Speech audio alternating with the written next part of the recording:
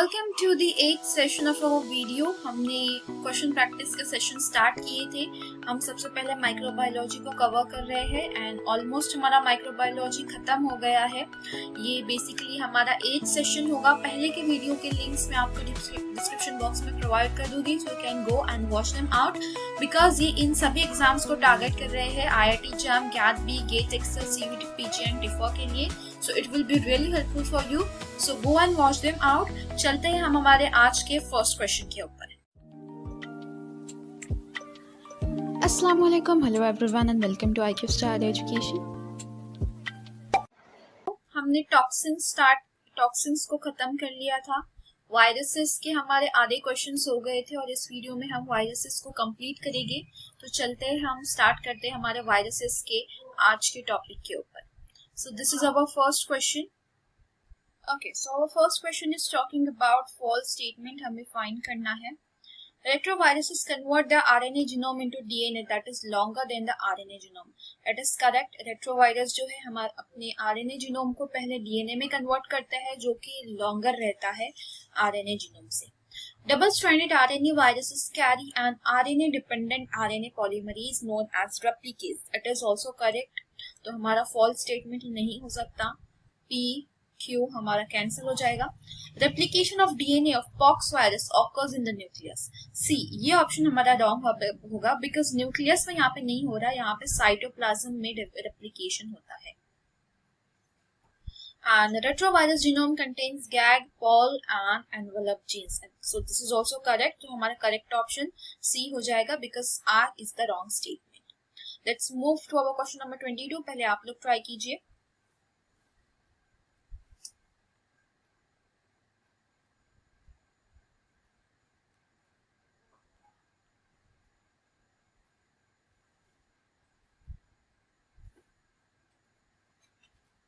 So our 22 question is talking about hydroxymethyl cytosine found in the DNA of what?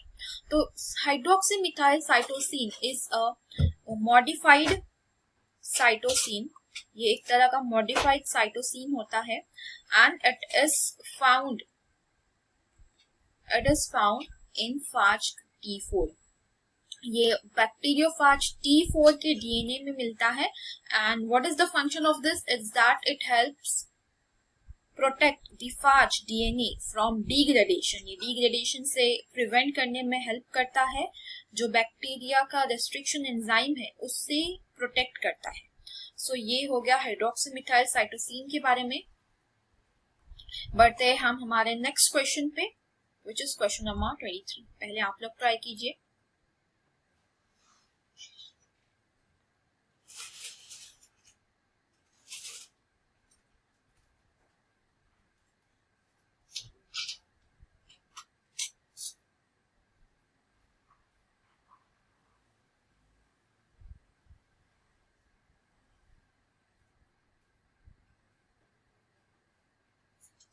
So our question number 23 is talking about a retrovirus which have RNA genome. However, they replicate through double-stranded DNA formation. This process involves. So it is talking about retrovirus. Retrovirus के पास RNA genome होता है, but still वो replicate करते time double-stranded DNA का form करते हैं। So इस process में क्या क्या चीजें इन्वॉल्व है वो पूछा गया है।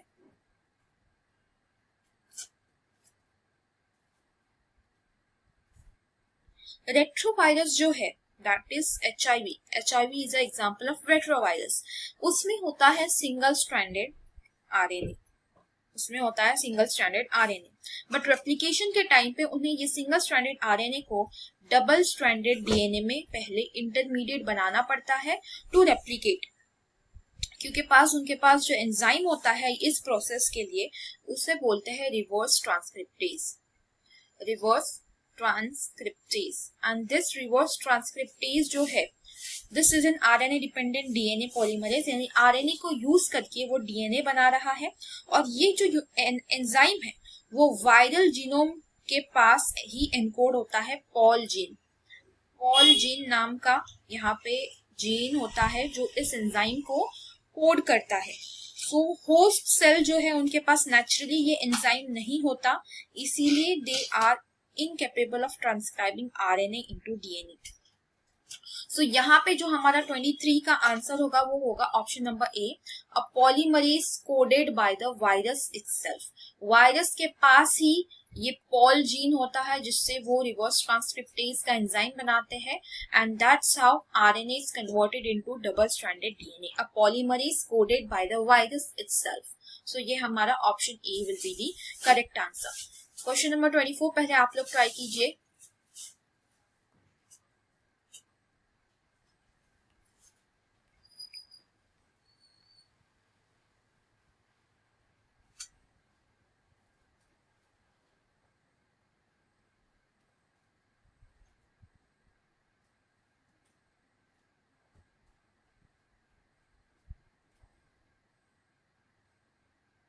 सो यहाँ पे हमें इनकरेक्ट स्टेटमेंट को पहचानना है रेट्रोवायरस रिलेटेड। सी, रेट्रोवायरस के पास 2 molecules of single stranded RNA होते हैं। Yes, it is true, dimeric form में होता है उनका genome. Option B, plus RNA have 5 prime cap and 3 prime poly A tail. It is also true, जो mRNA बनता है वो यूकैरियोटिक mRNA की तरह होता है जिसमें 5 प्राइम की कैप होती है और 3 प्राइम की पॉली ए टेल होती है, poly adenine tail. So it is also true, ये भी ट्रू है। जो थर्ड ऑप्शन है हमारा, it is talking about genes के बारे में, gag, pol and envelope genes उसके पास प्रेजेंट होता है। It is also true. So हमारा option D will be the correct answer, double stranded RNA non covalently bonded to one another. But इसका जो करेक्ट चीज है वो इस तरीके से है दैट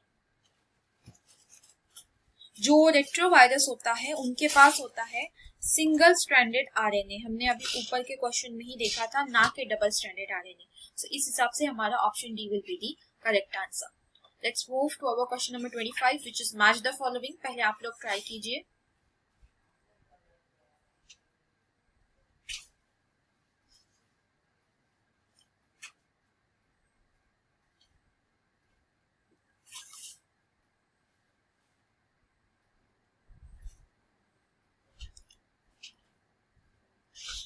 क्वेश्चन नंबर 25 जो है वो HIV के रीजन बता रहा है यहाँ पे कॉलम बी में, जो कि प्रोटीन बता रहा है कॉलम ए में। तो हमें कॉलम ए में जो प्रोटीन है वो कॉलम बी के कौन से ऐसे जो रीजन है, जीन्स है, वो उन्हें कोड करते हैं, ऐसा हमें मैच करना है।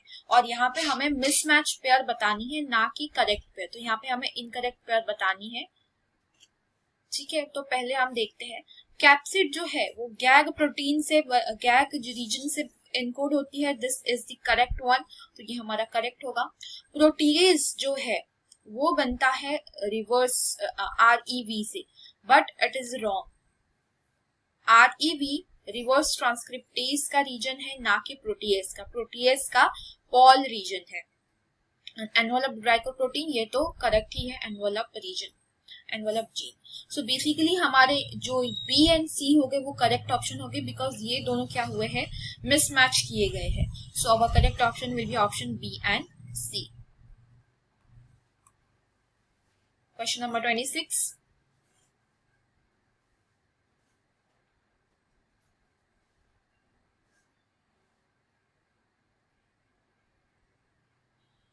Which of the following statement about HIV is correct? So see, HIV के यहाँ पे related questions पूछे गए हैं, incorrect option ढूंढना है।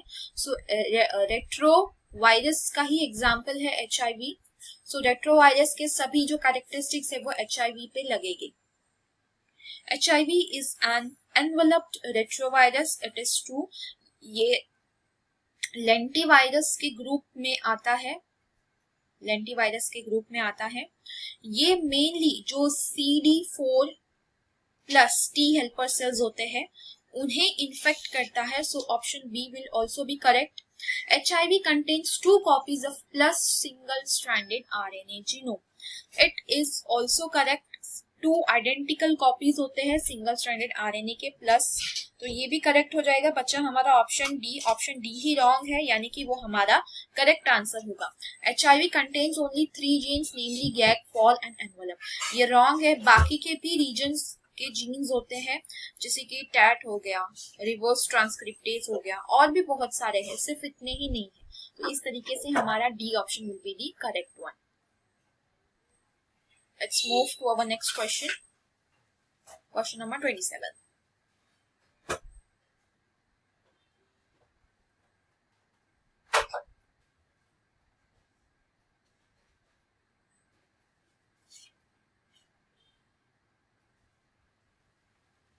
27 is a very easy and direct question, retrovirus के ऊपर ही है, HIV के।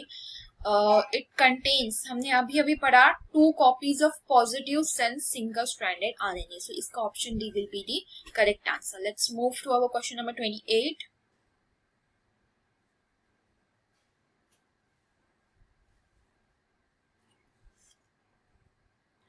पहले हम यहाँ पे इन टर्म्स की मीनिंग पता कर लेते हैं क्या है, एक बार देख लेते हैं।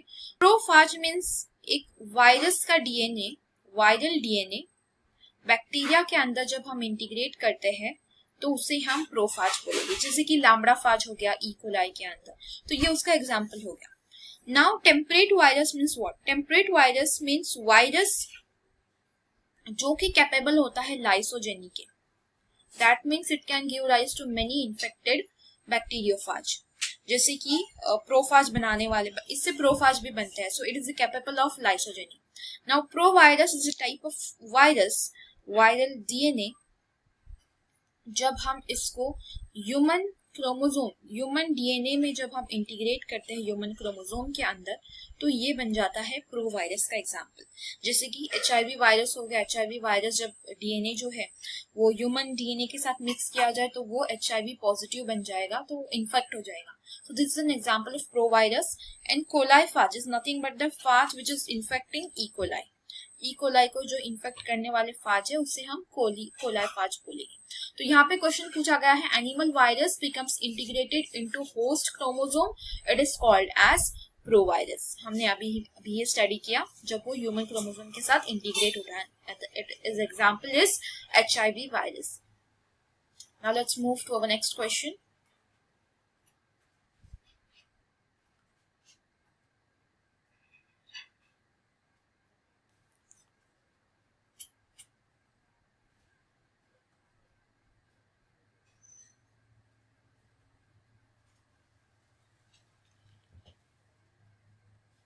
सो 29 क्वेश्चन पूछा गया है यहाँ पे false statements related.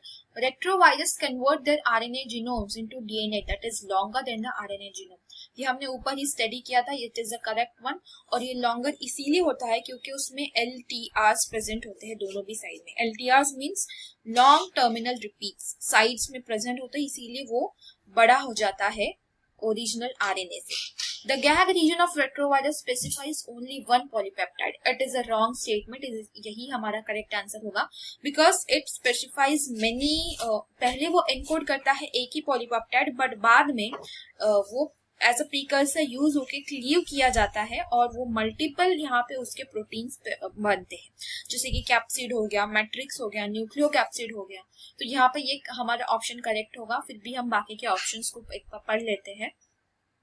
The human T-cell lymphotropic viruses, that is HTLV1 and 2, are in subfamily of oncoviruses. It is also correct. ये oncovirinae subfamily से belong करते हैं.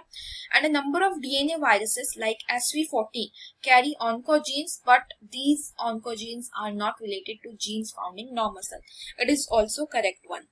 So यहाँ पे हमारा option B will be the correct answer. Let's move to our question number 30.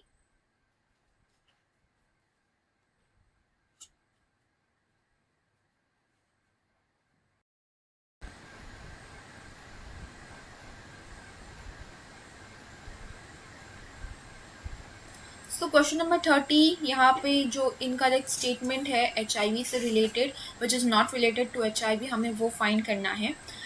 HIV belongs to lentiviridae subform, it is correct one. Retroviridae के अंदर ही लेंटिवायरस एक जीनस है, उससे HIV ये बिलोंग करता है। GP120 is the membrane protein that HIV used to attach to host cell. It is also correct one. ये एक वायरल सरफेस का ग्लाइकोप्रोटीन है जो कि हमारे ब्लड के अंदर जो CD4 T हेल्पर सेल्स होते हैं उनके रिसेप्टर से बाइंड करता है और उन्हें इन्फेक्ट करता है। Long terminal repeats contain the promoter for HIV transcription. It is the correct statement. वो उन्हें enhance करते हैं। LTRs जो होते हैं वो एक important एलिमेंट होते हैं जो कि ट्रांसक्रिप्शन के लिए हेल्प करते हैं, तो ये भी हमारा करेक्ट होगा। बचा हमारा option D which is the correct statement. HIV genome contain only 1 copy of each gene, जो कि हमारा रॉन्ग स्टेटमेंट है, बिकॉज यहाँ पे प्लस सिंगल स्ट्रैंडेड आरएनए जो है उसके 2 कॉपीज होते हैं, हमने ऊपर भी स्टडी किया था, और 2 कॉपीज होते हैं तो एक कॉपी यहाँ पे बताया गया है which is a wrong one. So यहाँ पे हमारा ऑप्शन डी ही करेक्ट ऑप्शन होगा। Let's move to our question number 31।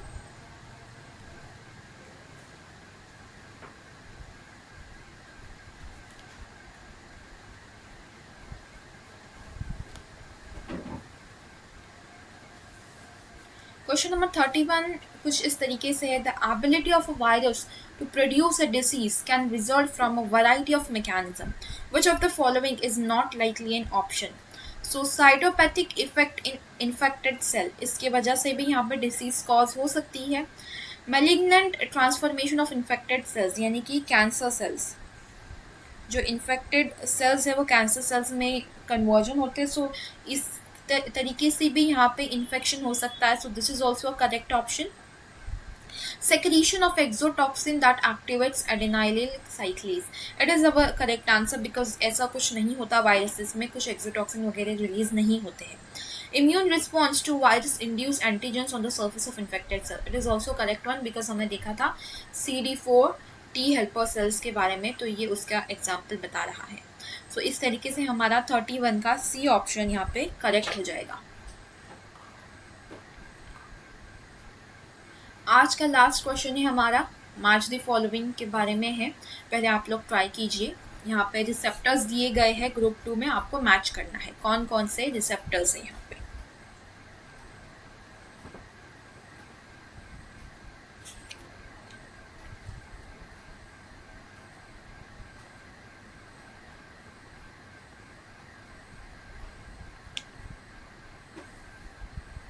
So hepatitis A virus, C hepatitis A जो है वो अल्फा 2 मैक्रोग्लोबुलिन उसका रिसेप्टर बन जाता है, तो पी का 4 बन गया। जैसे ही पी का 4 हमने मैच कर लिया, हमारा करेक्ट ऑप्शन सी बन गया।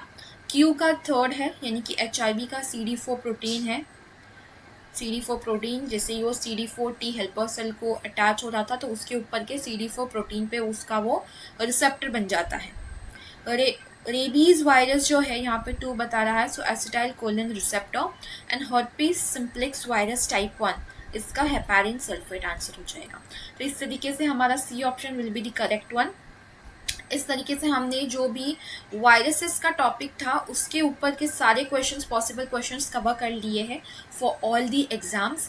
एंड नेक्स्ट वीडियो में अगर पॉसिबल हो जाता है तो हम विडोसॉइड वगैरह के क्वेश्चंस को ट्राई करेंगे। सी हमारा ये नेक्स्ट है, विडोइड एंड प्रायंस। वैसे उससे रिलेटेड क्वेश्चंस तो हमने ऑलरेडी कर लिए हैं, बट अगर आपको ये भी चाहिए तो मैं ये भी ले लूँगी। इसके बस थोड़े से ही क्वेश्चन है, वो जल्दी से कंप्लीट हो जाएंगे और हम यहाँ पे हमारा सेल बायो का भी टॉपिक स्टार्ट कर देंगे, उससे रिलेटेड भी क्वेश्चंस हम कवर कर देंगे। सो आई होप सो आपको अभी तक के क्वेश्चंस अच्छे से समझ में आ गए होंगे। कमेंट कीजिए आपके कितने क्वेश्चंस आज करेक्ट हुए।